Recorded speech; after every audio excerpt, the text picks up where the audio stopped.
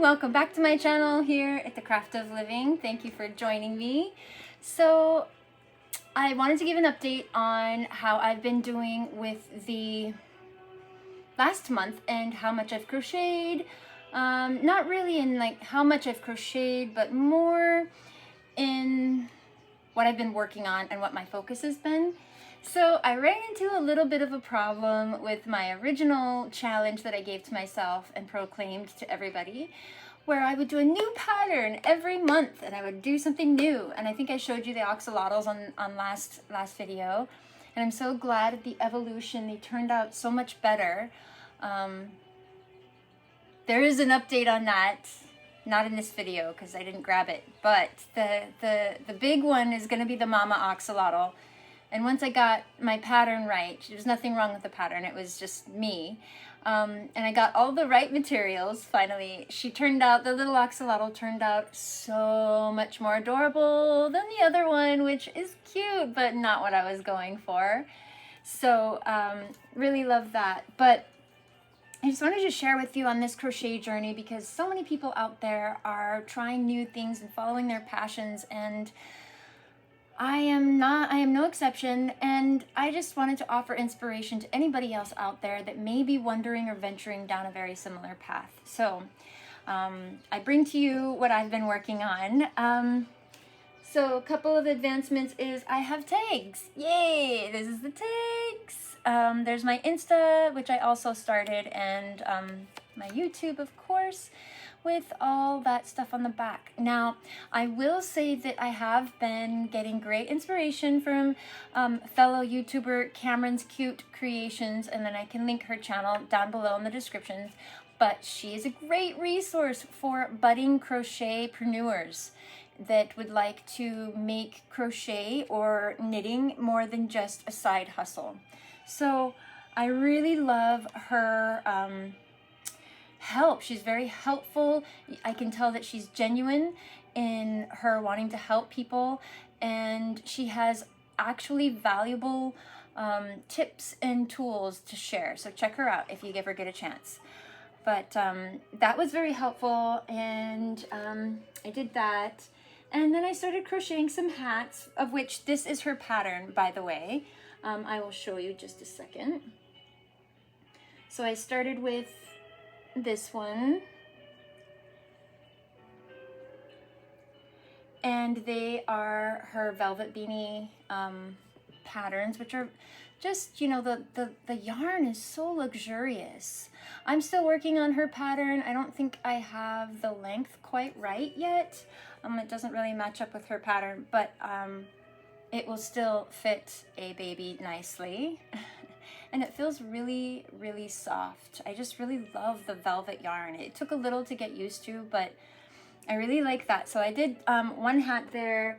Then I tried another hat with pom-pom. So newborn baby hat again, with this beautiful stitch that she gives the pattern to. You can get it on her site. But super, again, just nice and luxurious. I like it a lot. And then yesterday I just finished this one, a little smoky gray beanie, newborn again. These are all newborn so far. I'm just trying to get used to the pattern. So I have these 3 so far. And then I tried an adult with my husband. He really wanted one. So I made him this one. Again, the length I feel like was off by a couple of inches according to her pattern. But, you know, I mean, it's nice. Let me see. It's nice, you know? It's really luxurious. And it feels so plush. I don't know. It's such a nice hat, and I like the close stitching that she does. She does a type of slip stitch, but it's it's simple yet tricky. And I'll get into that in a second because the second part of this video will be hooks. So I'll just talk about that. But so that's the hat part. And then I also wanted to do one chunky yarn while this is a heavy worsted weight yarn, it is not as chunky as the Bernat blanket. And I really wanted one that would work up quicker than the velvets, though I really love the velvets. They don't work up as quick as I would like them to. So I tried the little bear patterns that you see everywhere online, and I came up with this. But my conundrum is it measures about the length of what they give for hat sizes for newborns. But how do I know for sure? Where can I test it on newborns, you know? So if anybody has any ideas on how I can test this, I mean, my circle of newborns is very nil, just to let you know. So suggestions would be great on that. And then, so yesterday I wanted to make my own pattern on a bear hat because they only had this one in child size and I couldn't find it in adult size, and I'm sure it's simple and you just keep expanding, but I just tried my own. So I tried my own bear pattern hat, and it's kind of what I came up with. So it's my bear hat. It's goofy, but you know, if you like the ears, which I know that they're super fun to play with, this might be a hat of your liking. And then if you have a newborn, it would be cute, you know, it'd be super cute. But I want to improve on it because I don't like these ridges. So this is my pattern, but I don't like those ridges, so I'm going to improve on it. So I'm going to work on making these ridges go away. And I will get back to you on that. But that is the other things I've been working on, is the adult bear hat and then the child bear hats. So I've been doing all of that, all these hats. And then I'd like to say that I made he was a trial. So my husband came up with him, and here in Hawaii, they have a sea creature, a mussel that lives on the rocks, a limpet. And it looks like a little triangular hat. And we call them opihi here, opihi. So I have my little, I call them nature sprites, you know, the men with mushrooms and all those things. They look like little strawberries. I call them nature sprites.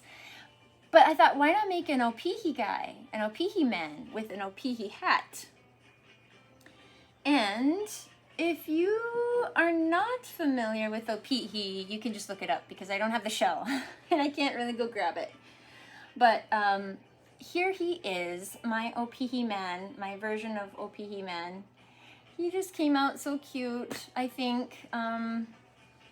It's more like definitely a local knowledge to know what an opihi man is. But I think all that might be missing is a little satchel. I could make a little bag or satchel for him.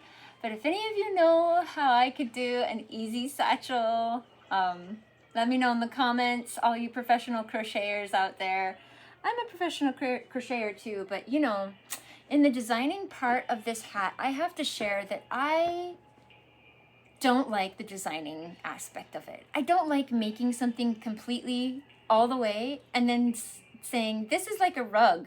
This is not going to go on my head, and then having to tear it all out. And I know that's part of the designing process, but I really don't enjoy it. So I'd much rather pay somebody else to go through all of that trouble, and then I'll say, this hat pattern is by so-and-so. Isn't it great? You know, I don't mind giving props and cred to people that make patterns for crochet because it's a lot of time and effort, frankly, that I don't want to spend on figuring it out.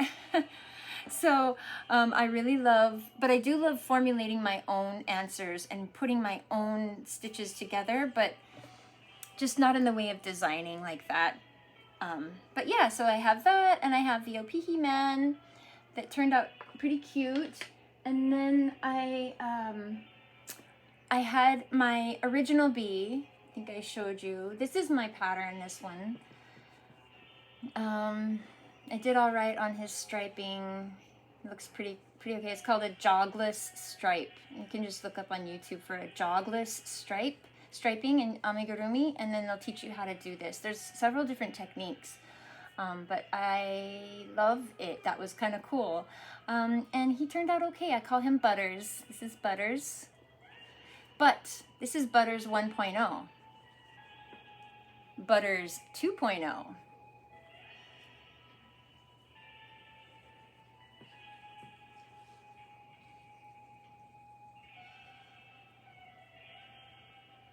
I really love his antennas, in case you can't tell.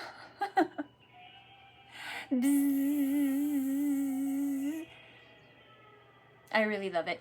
I use a totally different yarn. It's so fun to play with. They're so incredibly soft. They're so cute. He's got Fuzzy over here. He is just so much fun to play with. I just love playing with him. So Butters the bee. He's still Butters, and he's my little fuzzy bee. I haven't seen any fuzzy bees out there, so I really like him. And then, you know, I did this octopus guy. He's so funny. He looks like Frankenstein, this one. And, you know, it's the same pattern and very same yarn, but they all turn out different. You know, they all turn out different, even though I count it and I'm fastidious about stitch counting. It doesn't matter. You know, this one, for example, this one usually, I'm not done with him, but usually this color of variegated yarn turns out somewhat like this, somewhat in a random pattern all over his face. And sometimes, just sometimes, actually the only time it has ever happened to me is in this guy. I mean, how... I mean, if you can't obviously see that. So it's just the way that it happened, but I just love to show that all the babies are unique. You know, it's like cool, but he doesn't have this striping coming down his eye. To me, it looks like he has tattoos coming down one side of his face. Like he's fierce. He's a fierce taco. We call him tacos over here. A fierce octopus. But yeah, I love this guy. Totally unique, one of a kind. You'll never, ever, ever see another guy like this. And he came out all on his own accord. I did not plan that. I did not say, okay, now we're gonna reduce so that the brown matches up with the brown. No, I didn't in fact even notice it until I went to go put the eyes in, and I'm like, wait a minute, oh my God, look at how and I tried placing the eyes over the stripe and it didn't look good, and I decided ultimately that this is a more welcoming face here, so that's what I went with, and he's one of a kind. So I pretty much, all the creations we're gonna make are one of a kind, and I wanted to show that. And then I made 3 little babies, and these patterns are somebody else's, but they're so cute. Cute little babies. Make those in all different colors. And that's pretty much what I've been doing in regards to the creating aspect. I've been doing a lot of back-end stuff, business stuff, ordering things on how to attach the tags to the dolls, inventory, putting inventory in Square, and assigning SKU numbers, and ordering tags for my hats, because I'm going to put my labels on my hats and have some tags there. And opening up my Instagram account, because as you know, pretty much YouTube is my only social media. I am not a social media girl, and if you are interested about why, I can talk about that in some other video. But YouTube is pretty much the only place where I really get into it, because I find it's a very valuable resource. People helping people is a very extremely valuable resource and a source of inspiration. It can be a bad source as well, but it's how you choose to use the tool. But I love it. And I want to get into hooks now before this goes too long, because this lovely pattern has a specific type of slip stitch. And while it's an extremely simple slip stitch, it's tricky. Slip stitches are tricky. It doesn't matter what kind of experienced pro, it's just taking the first loop all the way through is not always easy. And depending on your hook, it can get stuck. Sometimes it can pull out from all 3 loops. It's tricky. So it's been a learning curve for me. I've been crocheting, like I said, since childhood. Not consistently, like as an adult. I picked it up in my early 20s again and went hardcore again. But it took me a while to build speed in it. So I realized maybe it's my hook. Because I originally did my amigurumis with the clover hooks. I loved the clover, the metal. I was fine with it. They said soft touch. I was disappointed that this wasn't very soft at all.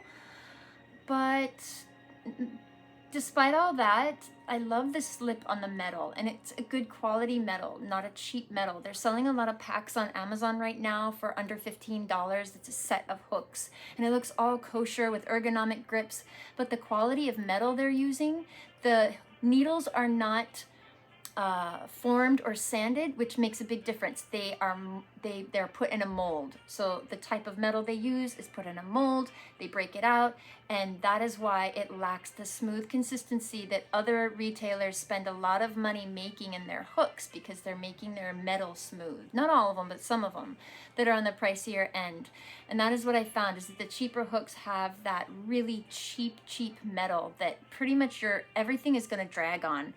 And yeah, it just drags. It leaves a nice drag, and it's really hard on the muscles over here. So, yeah, I'll talk with you about that. So this is the hook that I first started up with, was the clover from Japan. I really am a fan of Japan. It's really good quality, usually, I find, over there. So that's what I started with. So naturally, you know, I went straight to their larger hook sizes that they have for the larger yarns, right?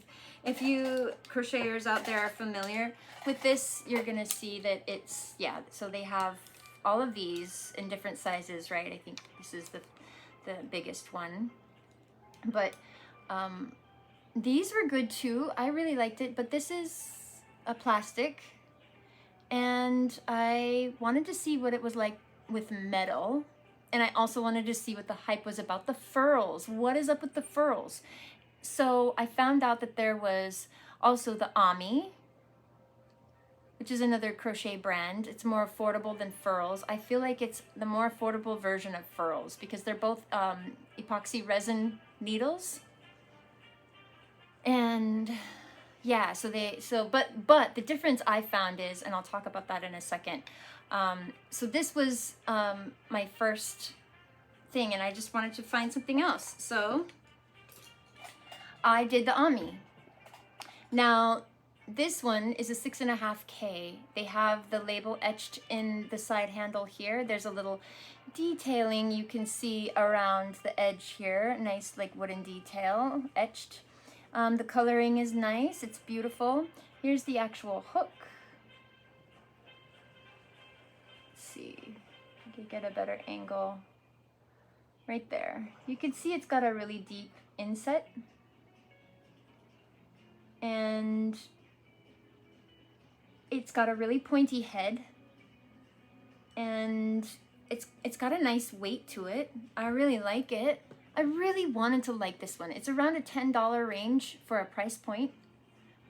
I really wanted to like this one, but I found when I crocheted with it, it was catching on the hook right in the center here. Something about the hook was catching it in a weird way. I don't know if it's too sharp, I don't know what, but for me, it did not make my life simpler, and I realized I was having a learning curve with this one. So the biggest difference that I have found in advertising alone between this one and Furls is that the Furls advertises to increase your crochet speed and help improve your tension. Those are big claims, and they also say that they retain their value. At first I was like, sure, they retain their value, but when I tried to find the metal version of Furls, which is the Odyssey line, I can't find it anywhere. I can't even find it on eBay. I can't find it. And if they do have it on Etsy, they're sold out. and they're having a supply chain issue. So that's the other thing. They're sold out on their site, that nobody wants to sell theirs. They're like, I'm gonna keep mine. I like my furls. But I honestly, guys, I really wanted to debunk it. I am not one of those people that likes to follow the trend. So I wanted to be like, guys, get the Ommi. It's the same thing, just as cool. The colors are prettier. But when I got the furls, okay, so this is the furls. It's etched. This is a 7.0. But this is the hook. I don't know, guys. I don't know what kind of magic wand stuff they did in here, but it's smoother. There was no learning curve. I didn't have to adjust to this particular hook to figure out, okay, if I turn it just this way, I'm gonna lose the stitch, but if I turn it this way, it'll be perfect. Like, there was no learning curve. I was surprised a little bit, being that with the clover, they give this flat edge here that acts as an extension. Oh, it rolled off. It acts as an extension of my thumb, and it shows me where the hook is and which way it's pointing by how I turn my thumb. But with this one, there's nothing. There's no point of reference. It just can be perpetually spinning, but it still works, okay? And what I found out was I got a metal one for $10. Now, this is a little bit of a higher quality company, but the metal is still not that great. Just gonna be honest. Metal's still not that great. I can see it is not very smooth with the ridges in it, but when I crochet with it, it doesn't drag that much. I wouldn't say that it drags any more than the furls. And the furls is pretty smooth. But I did actually like this one a little bit more. I would rank this cheap $10 one first, just for making the slip stitch now.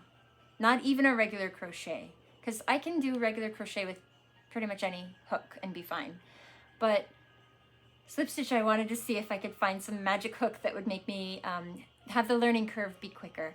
And this one actually does it, guys. The metal one with this ergonomic grip. And let me do a close-up for you on this one also. So it's simple. I mean, this is the one that I've been seeing on Amazon, where they say, where other retails, they might just put a metal hook and it stops here. Our metal goes all the way through. And I think, okay, that's a good thing. I like it. But this also has the flat landing for my thumb. And I have the butter knife hold, which I changed and adapt because I used to have the pencil hold. And that was giving me more aches and pains in my forearm when I had the pencil hold. When I switched to the butter knife hold, it's so much better. I have so much less hand pain, so much less arm pain. Sure, I get the rotating muscles in effect here from doing the crochet like this, but it is nothing like it was before. So I actually really like this one in first. The furls came in second, just in regards to slip stitch. And the clover came in third for chunky yarn needles. And lastly, which I will be returning, unfortunately, is the Ommi. Yeah, I will have no use for this one. So that is my ranking for these very popular needles. I really like it. I might show you one other needle that I have coming. It's the new limited edition Furls needle that comes out in teal. Super excited. But I don't really want to get the whole line. I just want to get my two favorite needles from my most projects that I use, which is this one, which is the 8mm, and then a 7 for everything else. But that is what I have for you today, guys. Let me know any thoughts you might have, or suggestions about anything, or ideas, or share your story and what you're going through. I'm just glad to be here, and thank you for listening, and we'll see you again next time. Peace.